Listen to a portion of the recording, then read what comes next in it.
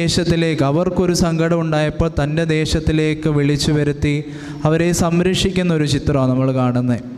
ഈ വേദഭാഗത്തിലൂടെ പോയപ്പോൾ ഇങ്ങനെ ചിന്തിച്ചു നോക്കി, ഇന്നത്തെ കാലഘട്ടത്തിലായിരുന്നു യോസേഫ് എന്ന മനുഷ്യന് ഈ അവസ്ഥ വന്നിരുന്നെങ്കിൽ എന്തായിരിക്കാം അവസ്ഥ എന്നുള്ളത്. ഉറപ്പായിട്ടും യോസേഫ് ആളെ വിട്ട് തൻ്റെ അപ്പനെയും സഹോദരന്മാരെയും വിളിച്ചു വരുത്തിയിട്ട് അടിച്ചേനെ, ഉറപ്പായിട്ടും. കാരണം ആ ഒരു കാലഘട്ടത്തിലാണ് നമ്മൾ ഇന്ന് ആയിരിക്കുന്നത്. ഈ 2025 തുടങ്ങിയ ഇപ്പോൾ ഒരു 3 മാസം ആകാറായി.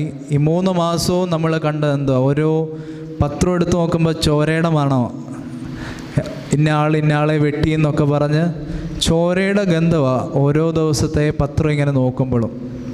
നമ്മൾ ജീവിക്കുന്ന കാലഘട്ടത്തിൻ്റെ ഒരു പ്രത്യേകതയാണ്.